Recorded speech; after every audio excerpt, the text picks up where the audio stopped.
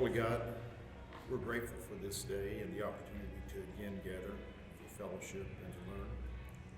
We ask that you be with our speaker today and be with those in our class and church that need your healing hand. We also ask for continued blessing on this church and this class. May we be an example of your love in this world. These things we pray in Jesus' name. Go right ahead. Okay. All right. Okay. Our speaker today is one of our favorites, Dr. Brandon Scott. And Brandon's the author of a number of books.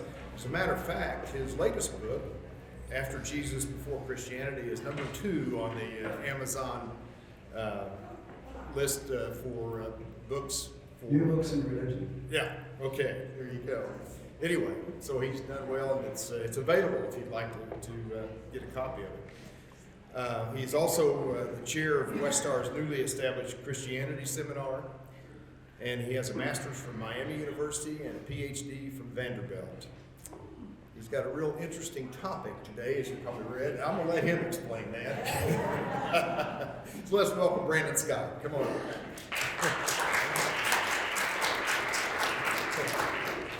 Thanks, everybody. This is really fun for me. We're getting a hum. Okay? All right, thanks. Because I've been doing a lot of Zoom talks. They're not fun. I'm used to reacting, and it's hard to give a talk and there's no feedback on the other side. It reminds me of when I was a graduate student, Martin Luther King came and he preached in the chapel at Vanderbilt.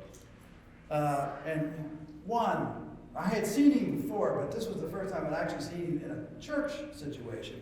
Boy, he was one powerful preacher. But he wasn't getting any amens. It was an all-white audience for the most part. There were like 3 or 4 blacks in the audience. And you could just see him kind of sinking in the pulpit. He just got less and less energy, and finally said, "Folks, I need some amens out there." And he got a couple from the black brothers down front, and man, he was off to the races. So there is a dynamic, and if you've ever done speaking, Zoom just doesn't quite get there. It's like, ugh. But it's better than getting on an airplane. So, I hit my thing. The title I gave you was How Mary Magdalene Became a Prostitute. This was the title I wanted. But I thought it might not go very well in the bulletin. And then prostitute was probably bad enough anyway. And I warn you, this is a twisted tale in many, many different ways. But it's an interesting tale. And there's been lots and lots of work in the last 30 years now on Mary Magdalene. She's become a real topic of interest, sometimes in not a good way, sometimes in a very, very good way. There's been some excellent scholarship on this topic.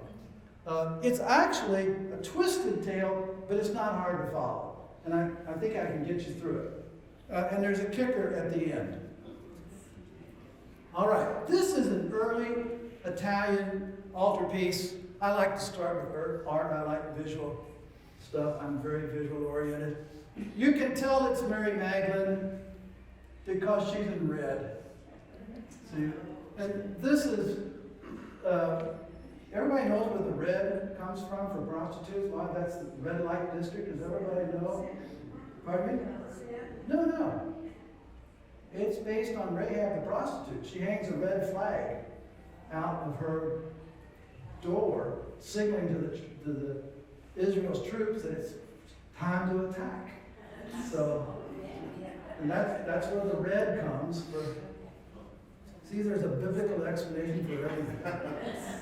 Okay, so Mary Magdalene, you can constantly, since most of these people can't read and write in this period, I mean, basically up until fairly modern times, and there's even doubt about that now.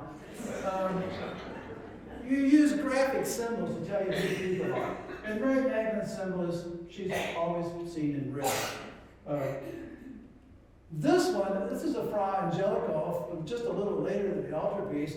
And And this is the noli tangere, do not touch. This is a whole thing in medieval art and in Renaissance art. It's a whole type of art. They love to make these pictures of her. And again, she's in red, which tells you who she is. This is based on the Gospel of John, of course. The do not touch is in John's text. It's the only one it's in. And by the way, it'll be the reading if you're on the Common Lectionary for Easter Sunday. And of course, she stars starring Rowan Dan Brown's whatever book. People always ask me when this book was hot on, what do you think about it? And I used to say, well, it's just a novel. And they say, yeah, but what do you really think about it? It's a novel. Like, it's interesting to figure out where he got the history wrong and where he got it right. That's the only thing I can see about it. At any rate, I always thought, by the way, this is a terrible novel if you're a feminist. As it says, the only real point of being a woman is to bear children. That's what she gets reduced to in the story. Well, she's not the hero. At any rate, this is the earliest image we have of Mary Magdalene. And this is from Ravenna. It's around 500. It's actually closer probably to 385, maybe as early as 350. Ravenna was the capital. We had in this period 2 emperors, one in the east and one in the west. I know Roman history is boring, but I love it. We had 2 emperors, one in the east and one in the west. And the emperor's headquarters in the east, because he wanted to be close to the border where the barbarians are attacking, was in Ravenna, not Rome. So you have a number of imperial churches that get built in Ravenna. A number of them still stand. It's one of the best tourist places to ever go in the ancient world, and nobody goes there because the train doesn't run there. So you'll have the whole church to yourself, and they're just full of these marvelous mosaics. So it's a wonderful experience. This is the earliest image, and it's based on Matthew's text. We'll see that in a minute. Here's the angel sitting on the rock. Here's the tomb. They think it's a little Roman tomb, And these are the 2 women. Matthew has 2 women. Mark has 3 women. Matthew has 2 women. And notice they're just dressed as noble Roman women. No red, nothing. They're just noble women. So there's no indication that she's a problematic character in this image. And this is the earliest image we have. Okay? And it's in an imperial church, which is important to notice. All right. This is a beautiful piece to see, by the way. Take your binoculars. I'm serious. If you go to any of these kinds of old, take a pair of binoculars because you can't see the floor. First thing we have to deal about is the erasure of women. And not only women, but slaves and kids. The ancient world just does not see women. I'm sorry, they don't. And it's referred to technically among scholars as the erasure. They just disappear. And that's been true almost up until the last century. Okay? There is a famous painting from Pompeii. I should have put it in here, but it's kind of pornographic. It's a man and a woman making love. She's on top. And in the background is a slave cleaning the room. And the slave is kind of semi-transparent. She's not seen. So that's class. That's how that works. So here, this is from Paul. Greet Andronicus and Eunia, my relatives and my fellow prisoners. They were prominent among the apostles, and they were in Christ before me. Eunia is a female name. So Paul knows female apostles. How many of you knew that?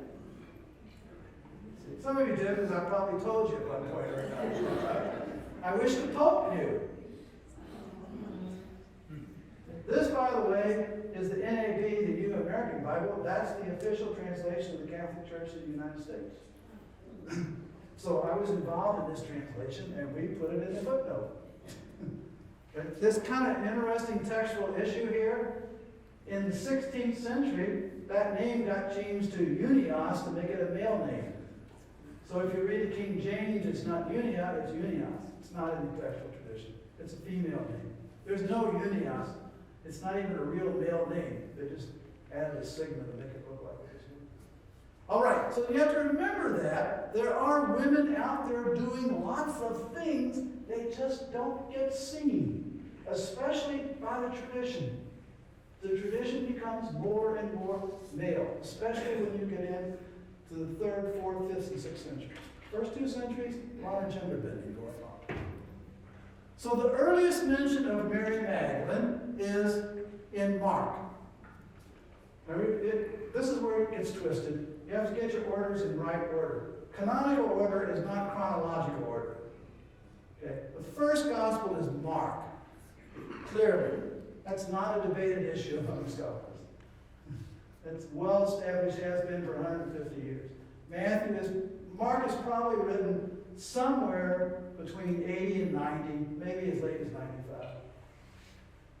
Matthew is next, somewhere around 100. Luke, 125.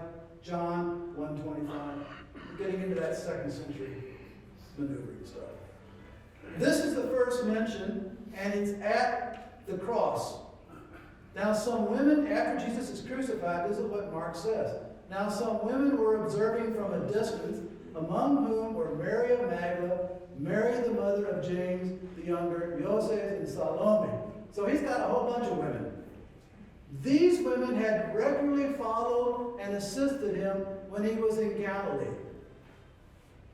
Elizabeth Schuster-Fiorenza, in her really brilliant book, many years, the book's almost 50 years old, in her memory says, this is the joke that woke her up. Mark says there have been women in this whole story and you just haven't seen them. So we envision all those stories that Jesus with 12 men. And Mark says that's not the case. There have been women there the whole time. You just didn't see them. Furthermore, the men have all fled. In Mark's gospel, there are no men. They're long gone. Okay? And it also says, this translation says they assisted him. The Greek word here is diakonos, from which we get the English word deacon. So it means to serve at table, and it becomes a kind of technical term in the 2nd century for Christians, they're not Christians, for followers of Jesus who assist at table. They're the diaconoi. And then they become the people who take care of the communion. That kind of thing.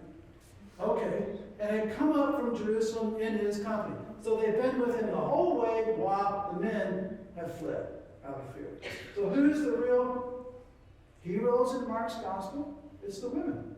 They're the ones who remain faithful to Jesus, not the men. The next mention of him is when he's buried, and Mary of Magdalene and Mary the mother of Joseph noted where he had been laid to rest.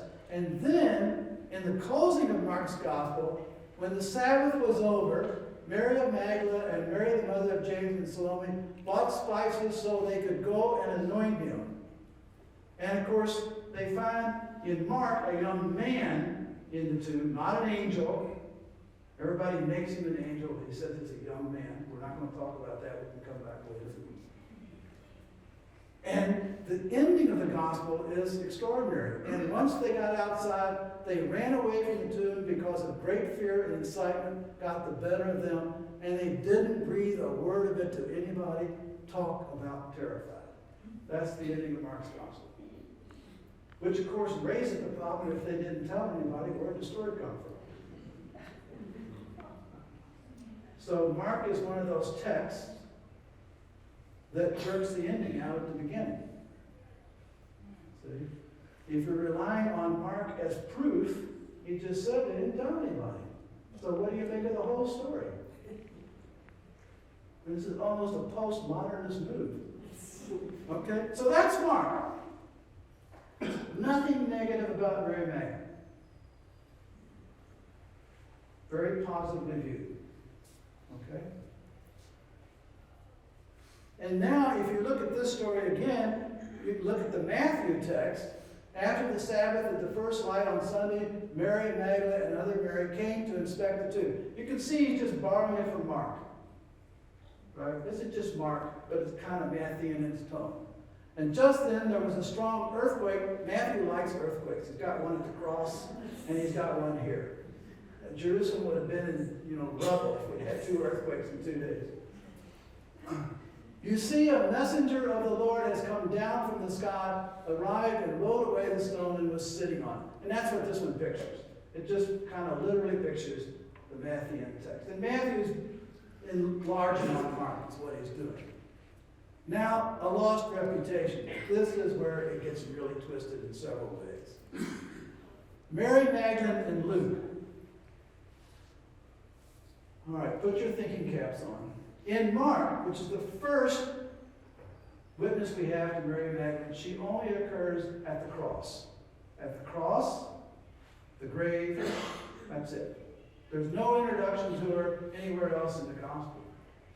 In Luke, she's moved up to the first part of the gospel, way up to the front, well before the confession at Caesarea Philippi. So if you've got your gospel model in your heads, you are Christians. I often wonder. It's way up at the beginning. And it's also paired with the story of the woman who loved too much. So let's look at this. This is Mark on this side, and that's Luke. This is the story in Mark, this is the story of Bethany in the house of Simon the leper. And it's at Mark 14. This is right before the death. Okay, he's in Jerusalem, and he's going to die the next day. Okay? He was reclining there, and a woman came carrying an alabaster jar of aromatic ointment made of pure and expensive nard. She broke the jar and poured the ointment on his head. Okay, now think about Mark. This is really important to get. It's chapter 14. He's just come into Jerusalem. We're on the march to his death. And the woman comes in, an anonymous woman, while he's in the house of a leper, unclean. Get all your categories in mind. And she anoints his head. In Israel, you anoint the Messiah head, the king's head. In Mark, Jesus is anointed Messiah by an anonymous woman in a leper's house. He's piling it on. Okay? Mark's a great story. Luke has moved this same story up to the front of the gospel and changed it radically. One of the Pharisees, no longer the house of a leper, it's now the house of a Pharisee, and uprighteous, as Luke would think, SOB. Invited him to dinner. He entered the Pharisee's house and reclined for the meal. A local woman who was a sinner. This Greek word is a euphemism for being a prostitute. Greek doesn't have a nice word for prostitute. It kind of has like what English has, poor and bad person. Okay, so this is the bad person word. Found out that he was having dinner at the Pharisee's house. She suddenly showed up with alabaster jar of aromatic ointment, stood there behind him, weeping at his feet. At his feet. Submission. Completely different than anointing the head. Her tears wet at his feet. She wiped them dry with her hair, kissed his feet, and anointed them with ointment. Nobody has ever figured out this story. It is a weird story. And you just have to kind of admit it's a weird story. But the tradition loves it. Okay? How many of you have ever heard the Mark story of Jesus being anointed Messiah by a woman? But you all know this story. It's a great Sunday school story. You can talk about sex to kids.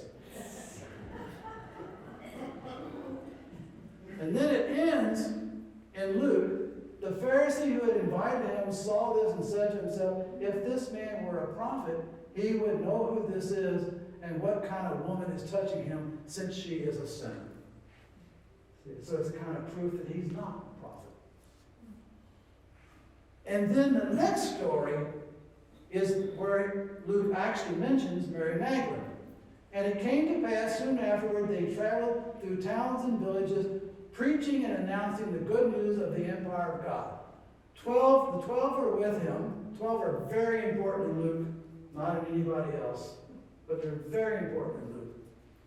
With him, and so also some women whom he had cured of evil diseases and spirits. Notice these women are not, as in Mark, noble women who have followed him all along and provided for him. They are people who had evil spirits and demons. But people always talk about women, Luke liking women. No, he does not. He mentions them a lot and always puts them in subservient positions.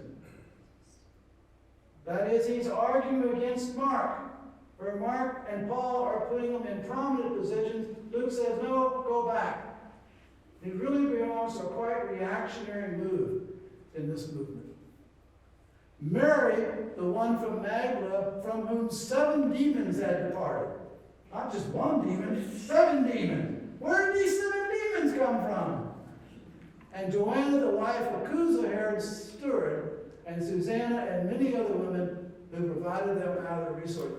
You can tell he's getting this from Mark, from the crucifixion story, but he's turning it in a very different direction. All right, now the tale gets even more twisted. After the crucifixion, we've already looked at the story in Mark. In Luke, and all of his acquaintances, including the women, so Luke makes this male-female group, and he doesn't name the women. Okay? See what's happening? He just kind of wipes them away. Erasure. Off they go.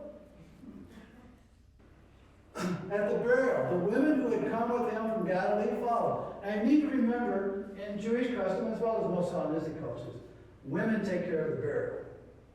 That's a female thing to do. There are no male undertakers in the ancient world. It's a family thing, and the women take care of it. Why? Because it's unclean and impure.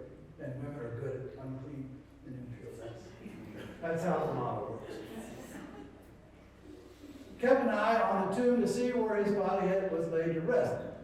Then they went home to prepare the spices and ointments, and on the Sabbath they rested in observance of the commandment.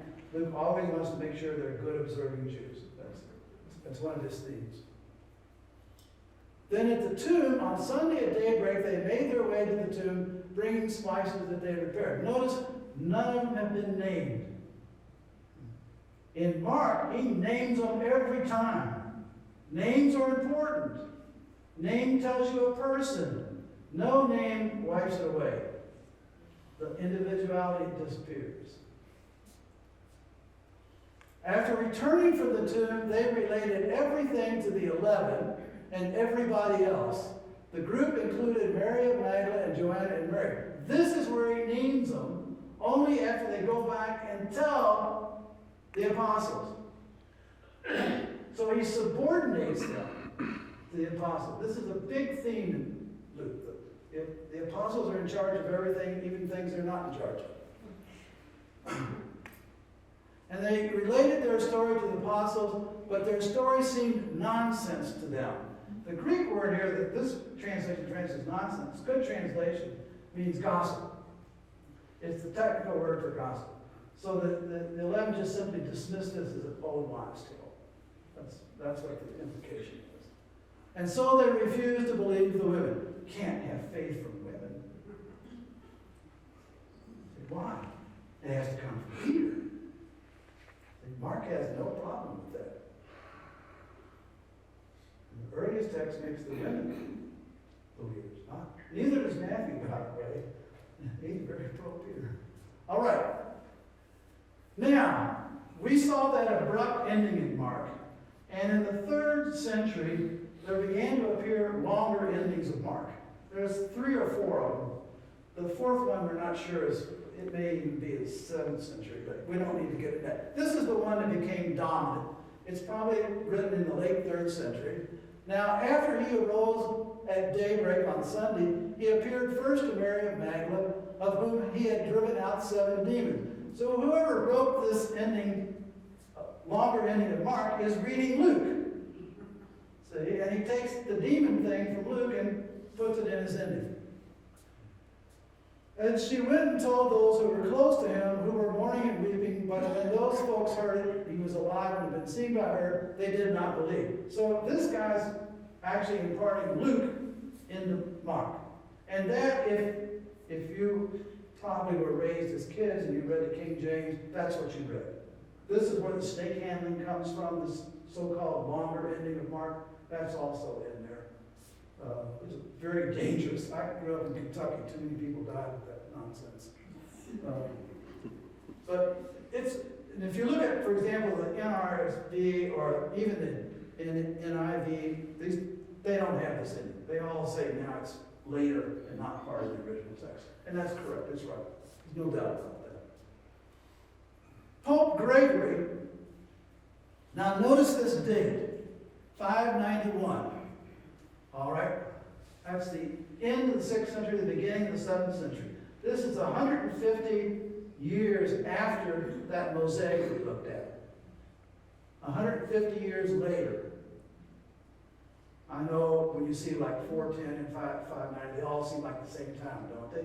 But that's like the time between the Declaration of Independence and now.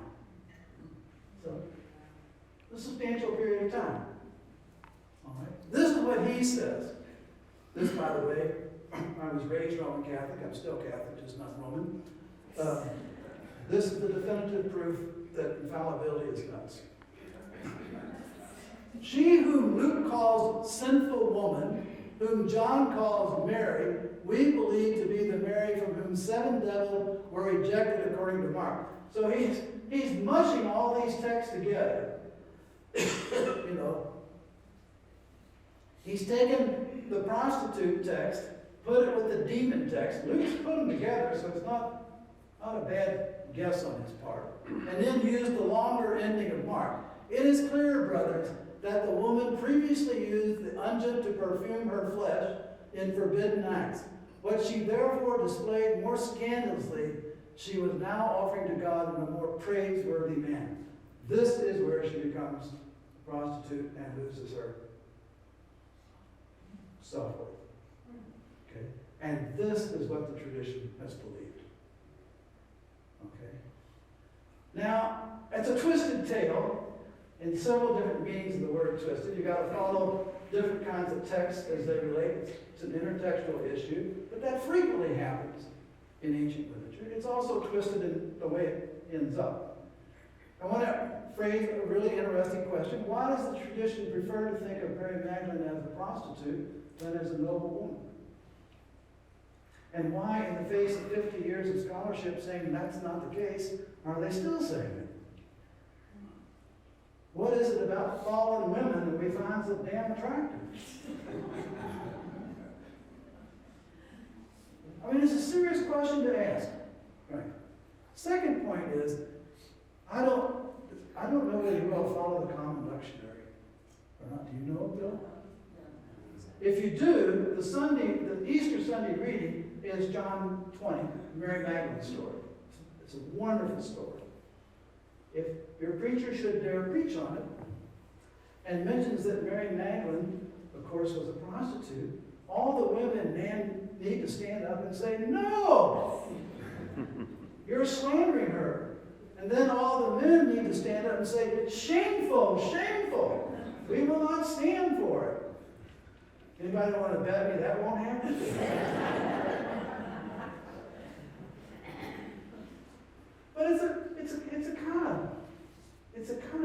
But the Mary Magdalene story is very interesting because it's an example of how sexual roles really get twisted and how they are very important in determining how we relate to each other. These roles are fundamental. If Mary Magdalene becomes the woman and she's a sinner, you have set up a way of understanding women that was true in the West for the last 2,000 years. And that's where it goes to. That's my sermon for the day. Thank you.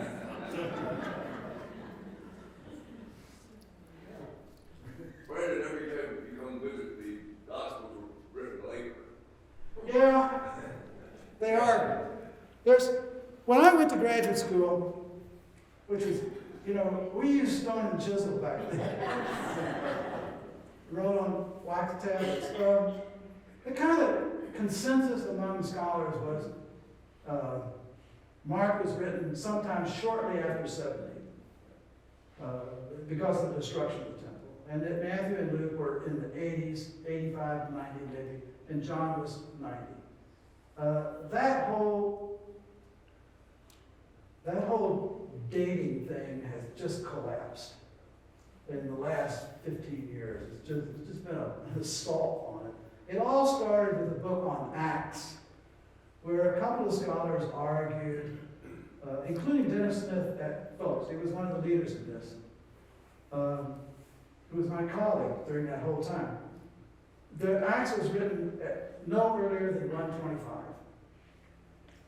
And when I first read the papers, and Dennis was one of the co-signers on the paper, we had some rather heated discussions, intense discussion. It caused problems for me.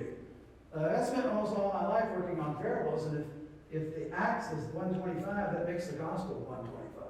And then you're starting to stretch the oral tradition a bit on the long side. Not oral, but it created a problem for me. And I argued and argued with Dennis, and finally he set me down and he said, all right, here I think of the 4 real reasons, and they're very technical. It had to do with the way certain prepositions had been used both in Acts and Paul. And he says, this indicates he knows the Pauline letters. And up to that time, we'd all argued Acts does not know the Pauline letters. Why? Because he never quotes one. You'd never know Paul was a letter writer reading Acts. He's a missionary. So I got down and argued with the evidence, and I thought, Dennis is right. This darn thing, it does know Paul's letters, and so it's got to be after the collection of letters, and that puts it after 125. Well, and I wasn't the only one at the same time who was starting to wrestle with that problem. And that just brought the house of cards down. Then the next house of cards came down, actually it was due to me, bought the whole house off me. I wrote a series of papers on the Flavians, who were the emperors between Titus, Vespasian, and Domitian. So that's 68 to 94. And I argued in this paper that it was not the destruction of the temple that was the provocation, it was the Flavian propaganda. It was the propaganda about what that meant. And the creation of the Arch of Titus and the Colosseum, 2 monuments built in Rome to celebrate the destruction of the temple. Losing temple is no big thing in the ancient world. They get knocked down all the time, and the emperor builds you back a better one. It's called one of the benefits of empire. I mean, you find inscriptions everywhere celebrating the emperor rearranged your temple and gave your house a new and better God. Gave your God a new and better house. You can find these inscriptions there. I'm serious. The destruction of the temple in Jerusalem was quite different. They took it to the ground and they were not going to rebuild it. So for the first 30, everybody assumed, well, sooner or later they'll give in and build a temple. They doubled down on it.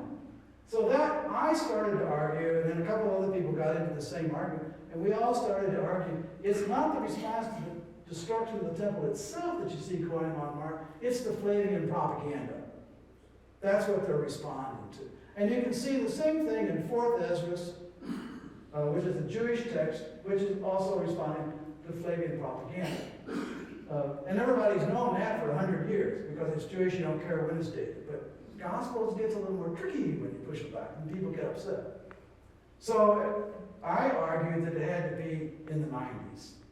And that's becoming, when I argued that 10 years ago, I got a lot of arrows in my back. Now I'm being quoted. So, Sometimes you win, sometimes you lose. So then we're pushing these texts back. John is the interesting thing in this whole text thing is, if you ask me now, John knows Mark. I would have not said that when I was in graduate school. But he knows the Mary Magdalene story. Just read John 20. He's quoting the words for it. He knows it. But he's doing a different thing with it. And I think John is right at 100. I think he's in the middle of that whole mix. The problem with John is there's 4 versions of them. So you got the first version around 100. The third version is probably 130. Not much later than 130. So, and that's the other thing. We think in terms of printing press. Okay? You think when you write something it's fixed. That's called printing press mentality. It's not true in the ancient world. They're fluid. So think of it this way. If we didn't have Matthew and Luke, if we only had Luke, would you ever think there was a Mark? No. And we think of these as 3 separate Gospels. I don't think they think of them as 3 separate Gospels. I think Matthew and Luke think they're correcting Mark. I definitely think he's correcting Mark. So it's, they're additions. These things are much more fluid than and certainly whoever added the longer ending on Mark thought he was fixing Mark. Mark had a problem, so he fixed it. A couple of people fixed it. So, what is the Flavian propaganda? The Flavian propaganda was, yeah. I'm sorry, I apologize. You live with this stuff your whole life and you think everybody knows it. The Flavians are the name of these 3 emperors. They belong to the Flavian family. That's what it's called, Flavian. The Flavians, it's pretty clear from Josephus and some other writings that Titus did not, when he attacked Jerusalem, which was a massive siege. I mean, they crucified so many people and built so many siege weapons that they had a lack of trees in that whole part of the world for more than 200 years. They just denuded it. So the estimates are, according to Josephus, that over 300,000 people died in the siege of Jerusalem. These people were serious. He did not mean to destroy the temple. Roman policy is against the people. We make war against the people, not against their gods. That's a very important part of Roman policy. When the temple apparently was destroyed by accident, they didn't mean to set it on fire, but in battle, things just get out of hand, and it burned to the ground. So then they had a choice. They could rebuild it and celebrate the magnificence of Rome and the beneficence of the emperors. That's what you normally do. Or you could say, you deserved it. And the Flavians and their administrators were not happy about the Judean revolt. It took them a long time to knock it down. It was by far the most serious revolt in that part of the world in over 100 years. And they didn't quite, they got all these Jews around other cities. Alexandria has a quarter of the population is Jewish. Antioch has a big Jewish population. Rome has a big, you start to get antsy. They wanted to make sure they stayed down. So they celebrated the triumph. They celebrated the destruction of the temple. And this is the kicker. If you look at the Arch of Titus, which celebrates the triumphal parade over the destruction of Jerusalem, okay, they are carrying in that archivade there that you can still see to this day, the Shove table, which is the main sacrifice table, the great menorah, and the Torah itself. So it is an attack on Judaism per se. And they simply double down on it. They reinforce that by building the Colosseum, the largest building ever built in the ancient world. In fact, the largest building ever built until the 20th century. And on the inscription in the Colosseum, it tells you that this was paid for completely by the booty from the destruction of Judea. That's what paid, not a single one of your tax dollars, by the way. but from the booty. And it gets worse. The slaves who built it were 60,000 slaves that Titus bought back from Judea to build it. So they used Jewish. So it is an in-your-face. So that's the Flavian propaganda. And you can see it's on coins, it's on inscriptions, it's on these big monuments. It's really there to see. In Jewish thought, the assumption was that after the Flavians died off and we got a new emperor, the next one was Nerva and then Trajan, that they would revert to standard Roman policy and they built a temple. Okay? In 130, Trajan built on top of the Temple Mount a temple to Jupiter Romana. Okay? The very temple in which this booty was put. Okay? So he was emphatically saying, your temple is not coming back. We own this space. And that's what provokes the Bar Kokhba revolt in 130 to 132. They are responding to Trajan building the temple. And Judea goes up in flames again. That's the last major Jewish revolt in this period. So it's a tightly interweaved thing. And of course the Jesus folks are understood by Romans as belonging to this Jewish group. They don't think they're Christians, a separate religion. They think they're some form of Jewish folks. And they do too. So now you're in the problem of this, well, we are one of those, but not like that. And you see that going on in the literature of this time. They're trying to both claim the history of, but not be part of this revolt thing. So, and they're resisting. So it's a fascinating story. I mean, sorry, I get carried away. But that's what the Flavian propaganda is. See, it's like when kids ask about sex, how much do they really want to know? In the Bible, sometimes women are referred to as mother of, or daughter of, or wife of. Is there a specific reason it's that? Yeah, women in this culture only have status and being in of whom they belong to. So basically women are property. And they are not understood to have any separate existence. The standard of ancient, you have to distinguish between sex and gender. Sex is biological. Gender is cultural. Gender is constructed, okay, which is why we have so much trouble with it. Okay, because it's largely socially constructed. Even though you can see biologically, it's male and female, but gender is how you put all these things together. In the ancient world, they have what's called one gender. Women are viewed as deviant males. The real gender is the male. That's the true gender. And how graphic do I get? X-rated here. Well, we're all old enough to handle this. Men are public. Their genitals are on the outside and can be seen, especially in the ancient world where you don't wear underwear. Okay?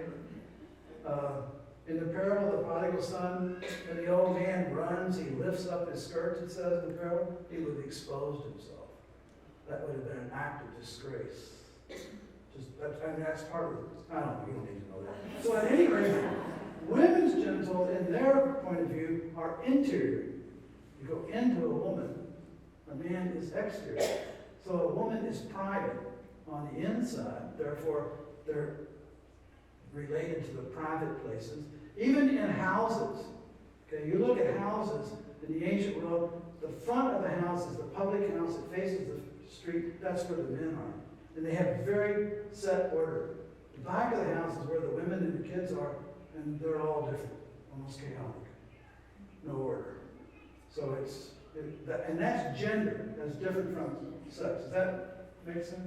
We still make the same distinction. We don't think about it, but in fact, sex is biological. Gender is the way you socially construct it. And we are, as a culture right now, in the process of radically reshaping gender. I don't know if you've noticed that or not.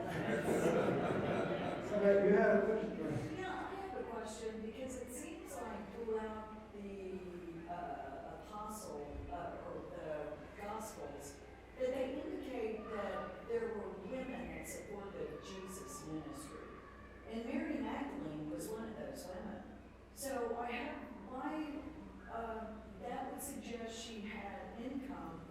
a job or a profession or,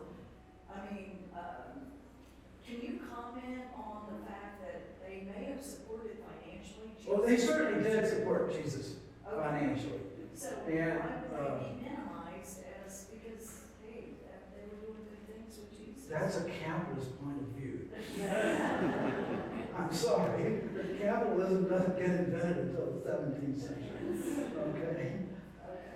The economic view in the ancient world, capitalism is you store wealth and use it to create more capital. The wealth is in capital. In the ancient world, wealth is in property, not money. I don't have it.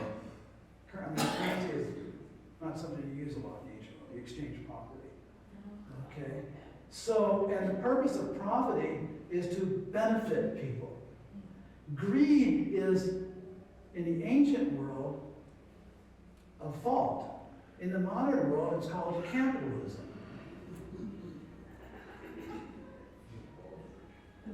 Women couldn't inherit, Oh, yes. could they? This is well, see, gender is socially constructed, sex is biologically.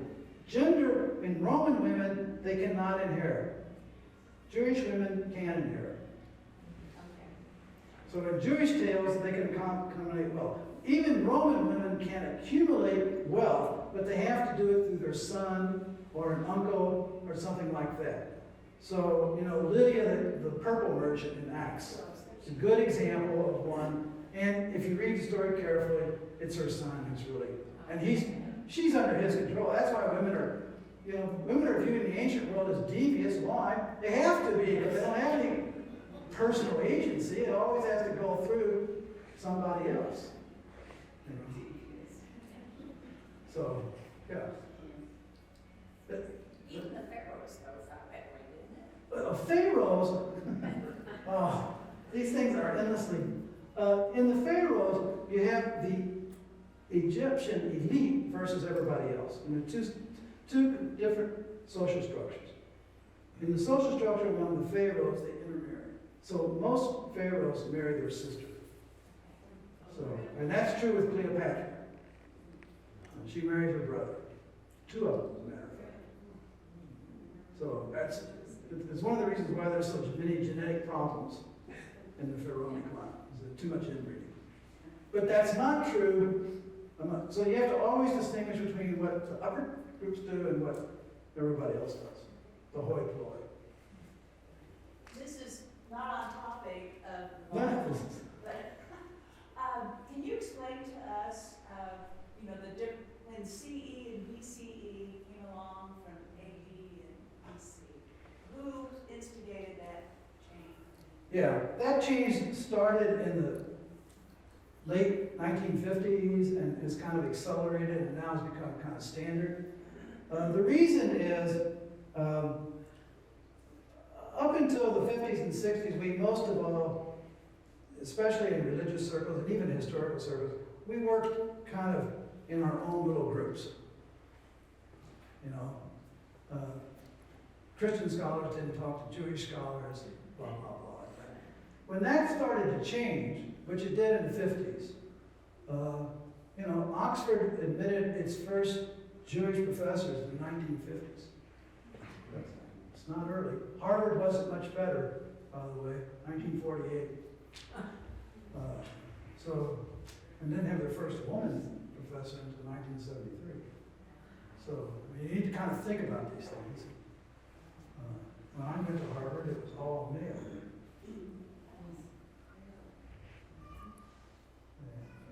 And when Gene went to Yale, by that time they had let's call it. So you get these, we lived in different silos. But when we started having to live together, that got kind of offensive after Jesus and before. Islam doesn't think very highly of that, neither did Jews. So this was a kind of a compromise, before the Common Era, after the Common Era. It is a compromise, but it's kind of respected. It's one of the reasons, for example, I do not refer to the Hebrew Bible as the Old Testament. That's dismissing it. It's certainly not old to Jews. It's the one and only. Okay? But why the word common? That's what it is. Common is a way to say They just agreed upon this term because it's the common era is the era in which you begin to get the breakdown of single religions. And so it's not a very good term, but it's become the one everybody started to use. So and it's worth it. It's politically correct. And sometimes politically correct is important because you don't want to insult people. You know, but you're not going to change the dating system. So, Please, change. well, it could be done. It would take us about a year to get used to it. But then you'd have to correct everything. But it's still true. If you read Islamic texts, they don't use our dating system. So neither do Chinese texts. Couldn't change us to the metric system. And we are stubborn. But all the parts in your car are metric. So it's changed more than you think. Yes, are we? No, you cannot. Yeah, we still got five. You got about 5 minutes. I wasn't trying to make it too short. So. Just a thought here. Your old buddy Thomas Aquinas, he attacked the Jews because of capitalism. He would say, they don't work for a living. It's not capitalism. He attacks them for taking interest. I buzzed that a little bit. Yeah, that's a fairly big buzz. They don't earn money.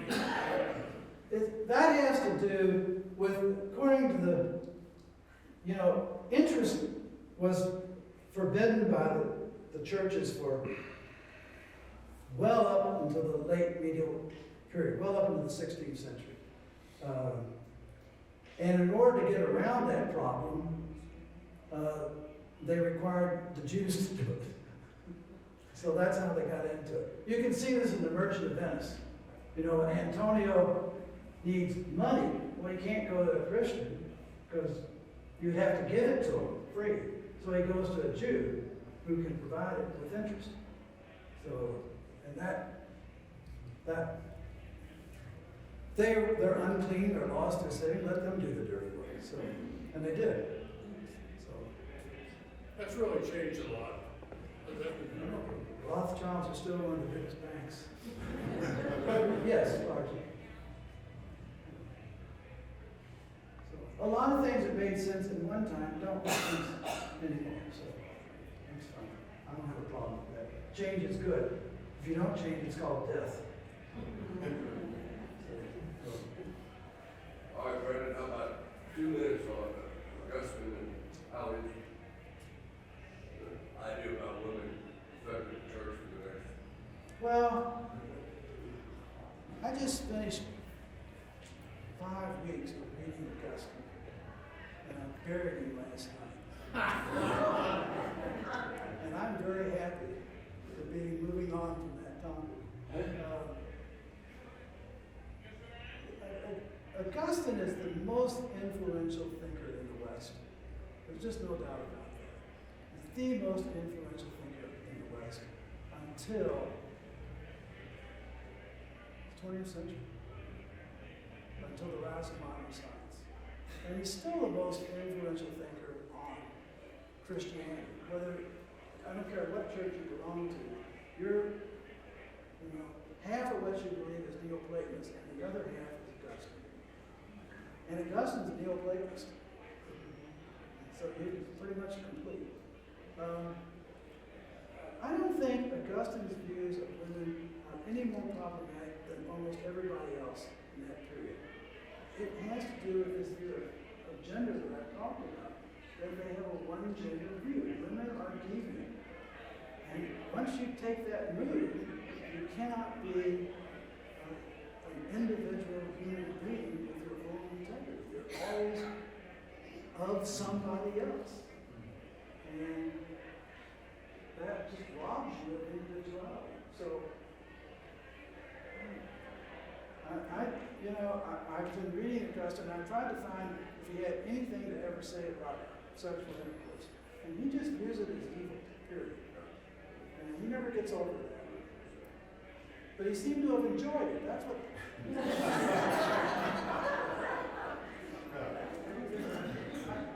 To me, an example of this whole problem you're talking about. Augustine gets a bad rap in some ways, but people say, oh, he was sinful and everything. No, he wasn't. He lived with one woman for for 15 years. We have no evidence that he ever lived with anybody else or slept with anybody else. And he says he loved her, that when he sent her away in Oscardia Notos, my heart bled. So he obviously cared for her deeply, but he sent her away. And sent her away back to Africa to be a nun for the rest of her life. And we don't know her name. We talk about the erasure of women. It's a real thing. We don't know her name. I just find that, and I don't think he's atypical, so I'm not trying to beat up on him, but that was one, I just can't get over. I think that kind of sexual stuff is just, it's time to move on, folks. We just don't need that crap. And it's deep in the system, much deeper in the system. It's one of my problems with people who say they get everything from the Bible. You're going to get a very twisted family system? I'm sorry. How did Augustus' son die? Pardon me? How did Augustus' son die? He died of fever in Ostia while they were waiting to get back to